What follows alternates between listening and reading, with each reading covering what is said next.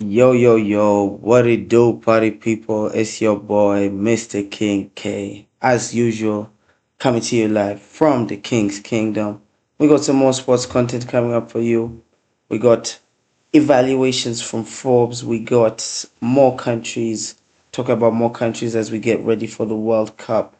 We got more World Cup talking points here. We got everything.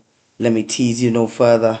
Let's get straight into the business as we jump into this Ford's evaluation of two of the biggest names that are touching the field in the World Cup for the last time. Messi and Ronaldo by the numbers. These guys have been estimated by Forbes to have are both billionaires as the soccer icons prepare for a record sixth World Cup. Here is what the evaluation is saying. Cristiano Ronaldo and Lionel Messi, going off stat by stat, starting off with their age. Ronaldo is 41, Messi is 38, nationality Portugal and Argentina.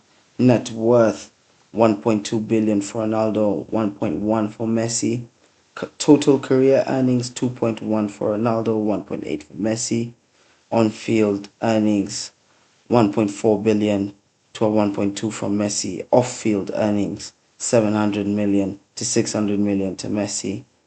Uh, Lifetime partner for Ronaldo is Nike, while Messi's is Adidas. Their followers on Instagram, on all platforms, Facebook, Instagram, and X. 946 million for Ronaldo, 622 million for Messi. Current clubs are obviously Al Nassr for Ronaldo, Inter Miami for Messi. Um, with the most club appearances being for Real Madrid, Ronaldo, and Barcelona and Messi. Ballon d'Or wins are 5 for Ronaldo, 8 for Messi. UEFA Champions League titles, sorry, 5 for Ronaldo, 4 for Messi. Total career goals, club and international, 973 for Ronaldo, with 910 for Messi. Finishing up with World Cup titles, 0 for Ronaldo, 1 to Messi. But I feel like this World Cup is gonna change that statistic. That is my hot take very early into the episode right here. Speaking of those very wealthy and decorated ballers, another very decorated baller that should have won the not World Cup, won Ballon d'Or back in 2020 is Robert Lewandowski. And here is why. This is what went down back then. He was a Bundesliga winner, Champions League winner, DFB Pokal winner, DFL Super Cup winner, UEFA Super Cup winner, FIFA Club World Cup winner, Best FIFA Men's Player, UEFA Men's Player and Forward of the Year, Globe Scorer Player of the Year, FIFA Club World Cup Golden Ball winner, Bundesliga top scorer, Bundesliga Player of the Season, IFFHS World's Best Player and Top Scorer, UEFA Team of the Year. He was part of the UEFA Team of the Year. IF Pro World XI. And that is how many of those? 1, 2, 3, 4, 5, 6, 7, 8, 9, 10, 11, 12, 15, 16. 16 medals slash trophies slash awards, all in a single year, achieved by one person. 2020, what a throwback that year was. The year of COVID, it really can't believe COVID really denied Lewandowski that prestigious award. But that is not with the old. In with the new. We have some evaluations here as we get to just before the World Cup. We got some players that top 50 most valuable players. I'm just gonna breeze through a couple here. Obviously, I only see my United boys here tied 50th with Cunha, Mbuemo, Doku, Sesko, Hakimi, and Semenyo, Tonali. No, sorry. Cunha, Mbuemo, Doku, Sesko are all tied there with 75 million. Hakimi, Semenyo, Tonali are tied there with 80 million. João Pedro also 80 million. Pacho from PSG also 80 million. Mendes same.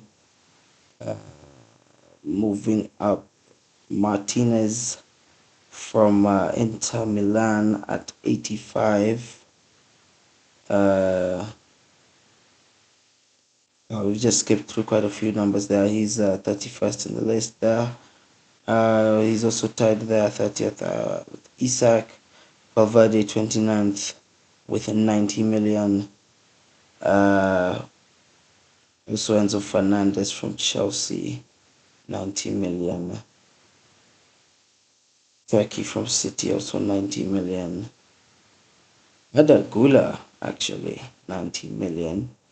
Dembele starting us off at number 22, breaking that 100 million mark. Tied also with Julian Alvarez, Zoboslai Saliba, Caicedo, Palma, Musiala, Wirtz, Firmin, Saka. Not in Firmin there. Those are positions 22 to 15, no, to 14 are all 100 million. Saka adds just some small change there at 110, with Rice adding smaller change at 120. Tied with Due at 11th. And that top 10, we now hit the 130 million mark, with Bellingham taking that spot. Vitinha taking 9th. Vinicius Jr. at 8th with 140. Vitinha, Vinicius, that's PSG left wing.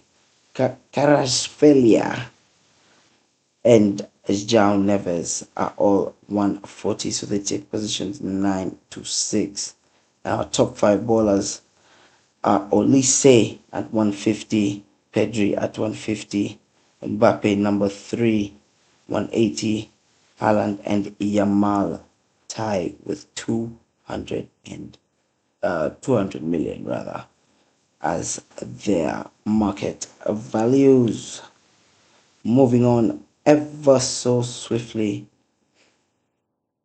we touch back to our older players having their last dance at the World Cup. We're gonna start off with former Man United player Romelu Lukaku is having his last dance with Belgium. Neymar Jr. having his last dance with Brazil. The absolute Dutch wall, Virgil van Dijk is having his last dance with the Netherlands. Harry Kane, the complete forward, is having his last dance with England. Sadio Mane, the best player in the world, is having his last dance with Senegal at the World Cup. With his partner in crime, Mo Salah, also representing England at the World Cup for the final time. James Rodriguez is another one of those great names. See, I think he's the only player to have a Puskas Awards, a World Cup goal win Puskas, if I'm not wrong. With Luka Modric also being one of the last players. The GOATs, the two biggest names, obviously, Ronaldo and Messi, having their last dance at the World Cup with Portugal and Argentina. Manuel Neuer, the absolute German wall, is representing his nation for the final time in the World Cup as well. That Mexican keeper Ocha is also having his last dance with Mexico, with Edin Zesco and Yuto Nagamoto wrapping up some of the elites to represent their nations for the last time at the World Cup. Speaking of last, the last time they're gonna play at the World Cup, this might be their chance to break some records. Let's see if they have, because I have some World Cup records here. Let's see if those players have a chance of breaking or adding their names to the list of any record holders. Kicking off the list, Brazil have 5 World Cups ahead of Germany, West Germany, and Italy with 4, and Argentina 3. Brazil sit comfortable with 5. That is insane. Oh, Germany and Argentina. Wow. All right. Most goals in World Cup history. Klaus from Germany is the leader there with 16. Brazilian Ronaldo comes in second with 15. Gerd Müller from West Germany is 14. Fontaine is tied with Messi with 13, and Kylian Mbappe is there with 12. Messi holds the record for the most World Cup minutes played, which is 2,314, only ahead of Italy's Paolo Maldini with 2,000. Wait, what did I say? 2,314 for Messi, 2,216 for Paolo Maldini. The top scoring nations in fourth place is France with 136. In third place is Argentina with 152. In second place is Germany with 232. Wow, that's a big gap. And first is Brazil with 237 goals in the World Cup since it started. Very interesting. And I think the reason for that is they have definitely had some countries have had eras of secret weapons where their players have been their secret weapons. And some of those weapons, let's breeze through them right here. The biggest weapon of every nation, top club at the World Cup. Starting off with France, they have elite attacking depth, followed by Japan with their tactical discipline and structure. Argentina's tournament experience is going to be what helps them there, followed up with Senegal's physical dominance and athletic power. Netherlands have elite defensive options. Portugal have elite squad depth. England have elite midfield depth, with Morocco having elite tactical prowess, and Brazil just having that World Cup DNA, with France finishing the not France, sorry, with Spain finishing off this list, having world class goalkeeper depth. That is very, very interesting. Now,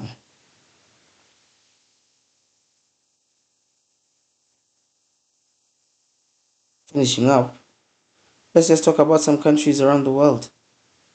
Just and we got what is I don't think has been ranked in any particular order here, but yet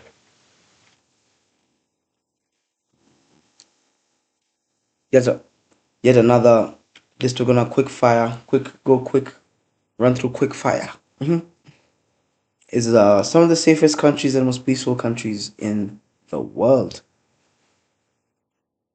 Kicking us off with Finland, Slovenia, Denmark, Portugal, Singapore, Switzerland, Austria, New Zealand, Ireland, and Iceland being the safest and most peaceful countries in the world. Those maybe some of that safety is there because some of these countries also have some laws that will make you want to actually move to them. Let's see what that is. Germany still has some sections of the Autobahn where there is no speed limit. In Georgia, some freelancers can pay just 1% tax. In Finland, rich drivers pay speeding fines based on income, not a flat fee. Interesting. France, big stores have to donate food that is still safe to eat. In Belgium, full time work can be packed into 4 longer days. Oh, interesting. Just be done with everything from Monday to Thursday. Work longer hours. Interesting. In Sweden, you can camp for one night on most of the wild land, just up and about in the end. In Austria, every worker gets at least 5 weeks of paid vacation. In Denmark, many students get money from the state while they study. Luxembourg, trains, trams, and buses are free across the country. Jeez, I think it's in the name, not Lux. That Luxen is made of some serious bug there. Wow. Estonia, citizens can vote online without going to a polling place. Oh, that's actually very nice. In UAE, most salaries are not subject to personal income tax. In Australia, work the same job for years and you can get extra paid leave. In Chile, the standard work week is moving from 45 hours to 40. In Portugal, if you hold crypto over a year and the gains can be tax free. In Italy, some towns sell empty homes for as little as €1. What? That is insane. That is absolutely interesting there. As little as €1. Wow. Geez, I certainly have taken a trip down memory lane. We have a whole lot of nostalgia going on there. Oh, but I have one last list here actually.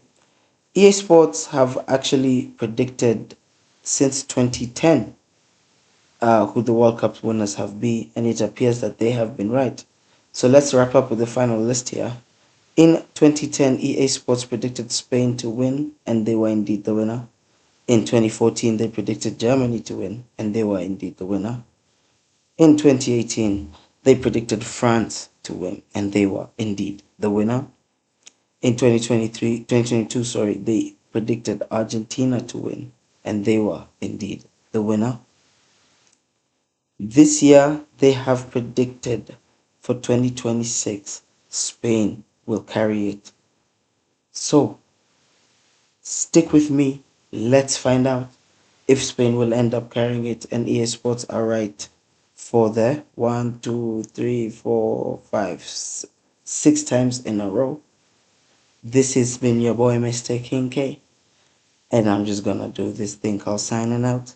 We catch you in the next EP for that good old dose at our KKTV. We catch you later.